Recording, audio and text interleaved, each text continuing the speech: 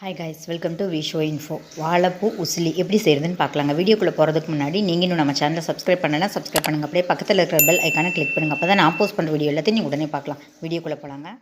வாழைப்பூ பொரியல் செய்ய தேவையானதெல்லாம் பார்க்கலாங்க. வாழைப்பூ நான் க்ளீன் பண்ணி வச்சுருக்கேங்க. க்ளீன் பண்ணி கழுவி வச்சுருக்கேங்க. பருப்பு ஒரு 1/2 அன் ஹவர் ஊற வச்சு தண்ணியை நல்லா இருத்திட்டு சாதம் வேக வைக்கும்போது வேக வச்சு எடுத்து வச்சுருக்கேங்க. பாருங்கள், இந்த மாதிரி உதிராக வேக வச்சு நல்லா ஆற வச்சு எடுத்து வச்சுருக்கணுங்க. ஏன்னா நம்ம மிக்சியில் போட்டு இதையெல்லாம் ஒரு ரன் விட போகிறோம். அப்போ நல்லா தூளாக கிடைக்குங்க. நம்மளோட பொரியல் நல்லா உதிராக வருங்க. அப்புறம் இந்த வாழைப்பூ பொரியல் செய்ய மற்றபடி இந்த இதில் தேவைங்க. 1 டீஸ்பூன் சீரகம், 1/4 ஸ்பூன் மஞ்சள் தூள், 1 டீஸ்பூன் கல்லுப்பு, 2 சிட்டிகை பெருங்காயத்தூள், சிகப்பு மிளகாய் 2, கருவேப்பிலை, இது எல்லாம் போட்டு அரைக்க போகிறோங்க. டோட்டலாக எல்லாத்தையுமே அரைக்க போகிறோங்க. ஃபஸ்ட்டு இதை அரைச்சிக்குவோம். இதை கோர்ஸாக பவுடர் ஆனதுக்கப்புறம் இந்த வாழைப்பூவையும் போட்டு ஒரு ரன் விட்டுக்குவோம். அதனால் நம்ம கட் பண்ண வேண்டியதே இல்லைங்க. க்ளீன் பண்ணிவிட்டு நீங்கள் கழுவி வச்சா மட்டும் போதுங்க. அப்புறம் ஃபஸ்ட்டு இதை ரன் பண்ணிவிட்டு அப்புறம் இது போட்டு ரன் பண்ணிவிட்டு லாஸ்ட்டாக இதை போட்டு ரன் பண்ணிவிட்டு உப்பு காரம் செக் பண்ணிக்கலாங்க. இப்போ நான் அது எப்படி பண்ணுறதுன்னு காமிக்கிறேங்க. பாருங்கள், இப்போ இதெல்லாம் மிக்ஸி ஜாரில் சேர்த்திக்கலாங்க.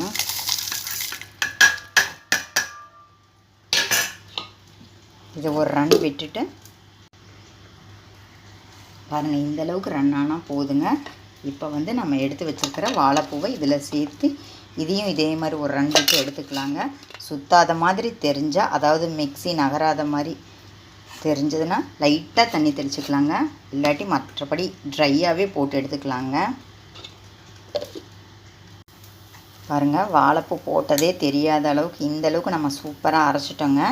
இப்போ நம்ம எடுத்து வச்சுருக்கிற பருப்பை சேர்த்திக்கலாங்க. இதையும் துருவலாக போட்டுக்கலாங்க. பாருங்கள், வாழைப்பூ பொரியல்னு சொன்னேன் பார்த்தீங்களா? இதை வாழைப்பூ பருப்பு உசிலி தாங்க இதுக்கு கரெக்டான நேமு. இதை இப்போ பார்த்தீங்களா, வாழைப்பூ தான் போட்டிருக்கேன்னு உங்களால் கண்டுபிடிக்கவே முடியாது. அந்தளவுக்கு நம்ம ரெடி பண்ணி வச்சாச்சுங்க. இப்போ இது எப்படி தாளிக்கிறதுன்னு பார்க்கலாங்க. வாணலியில் 1 டேபிள் ஸ்பூன் எண்ணெய் ஊற்றி வச்சுருக்கேங்க. இப்போ அது காஞ்சிருச்சு. கடுகு சேர்த்துக்கலாங்க. பாருங்கள், 1/4 ஸ்பூன் கடுகு சேர்த்துக்கிறேன்.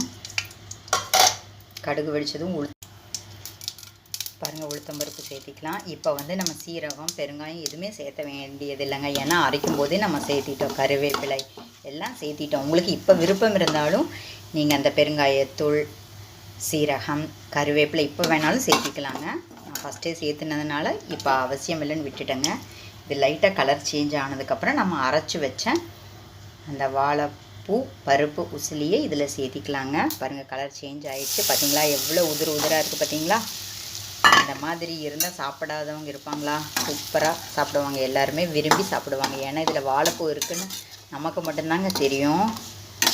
நம்ம நல்லா உப்பு காரமெல்லாம் கரெக்டாக போட்டுட்டோம்னா அந்த கசப்பு கூட தெரியாதுங்க. குழந்தைங்க இதை வாழைப்பூவில் செஞ்சதுன்னு அவங்களால கண்டுபிடிக்க முடியாது. பெரியவங்க கண்டுபிடிச்சிருவாங்க. நல்லா சமையல் தெரிஞ்சவங்க கண்டுபிடிச்சிருவாங்க. இப்போ தான் ஃபஸ்ட்டு சமைக்கிறவங்களுக்கும் கண்டுபிடிக்க முடியாது, குழந்தைங்களாலையும் கண்டுபிடிக்க முடியாது. நம்ம கட் பண்ணுற வேலையெல்லாம் மிச்சம். நான் எப்போவுமே இப்படி தாங்க பண்ணுவேன். உங்களுக்கு விருப்பம் இருந்தால் இந்த மாதிரி ட்ரை பண்ணி பாருங்கள். ஏன்னா வாழைப்பூ உடம்புக்கு ரொம்ப நல்லதுங்க. அதை மிஸ் பண்ணிடாதீங்க. நான் இப்படி தான் பண்ணணும்னு சொல்ல வரல, இப்படியும் பண்ணலாம் அப்படின்னு சொல்கிறேன். உங்களுக்கு விருப்பம் இருந்தால் இந்த மாதிரி ட்ரை பண்ணி பாருங்கள். அதே மாதிரி கருவேப்பிலையும் நான் சேர்த்தே அரைச்சிட்டேன். கருவேப்பிலையும் எதுலையெல்லாம் சேர்க்க முடியுமோ அது இதுலையெல்லாம் முடிஞ்ச வரைக்கும் சேர்த்தா நமக்கு அயன் எனர்ஜி கிடைக்குங்க. எண்ணெய் பத்தலைன்னா ஊற்றிக்கலாங்க. இதுக்கு எண்ணெய் அதிக அளவுக்கு பிடிக்கவே பிடிக்காதுங்க. பாருங்கள், எவ்வளோ சூப்பராக உதிராக இருக்குது. அப்படியே இதையே ஒரு பவுலில் போட்டு சாப்பிட்றலாங்க. அவ்வளோ சூப்பராக இருக்குங்க. உப்பு காரம் செக் பண்ணிக்கோங்க. உங்களுக்கு ஏதாவது பத்தாமல் இருந்ததுன்னா நீங்கள் போட்டுக்கோங்க. இப்போ நான் செஞ்ச அளவுக்கான உப்பு காரம் தாங்க சொல்கிறேன். உங்களுக்கு நீங்கள் எவ்வளோ எடுக்கிறீங்களோ இந்த அளவு வச்சு நீங்கள் கூட்டிக்கலாம், குறைச்சிக்கலாங்க. அப்புறம் இதில் புளிப்புக்காக நம்ம எதுவும் சேர்க்கலைங்க. இப்போ இது வறுத்து முடிச்சாச்சு இல்லைங்களா? இப்போ நம்ம அடுப்பு ஆஃப் பண்ண உடனே உங்களுக்கு புளிப்பு டேஸ்ட்டு பிடிக்கும் அப்படின்னு நினச்சிங்கன்னா நீங்கள் லெமன் ஜூஸ் பிழிஞ்சிக்கலாங்க. அவ்வளோதாங்க, நம்ம பருப்பு உசிலி அப்படியே பேசிகிட்டே ரெடி பண்ணிட்டாங்க. இப்போ இதை ஆஃப் பண்ணிவிட்டு ஒரு பிளேட்டுக்கு மாற்றிட்டு பார்க்கலாங்க. பார்த்திங்களா, நம்ம சத்தான சுவையான வாழைப்பூ பருப்பு உசிலி சூப்பராக ரெடி ஆயிடுச்சுங்க. நிறைய சத்துக்கள் வாய்ந்ததுங்க.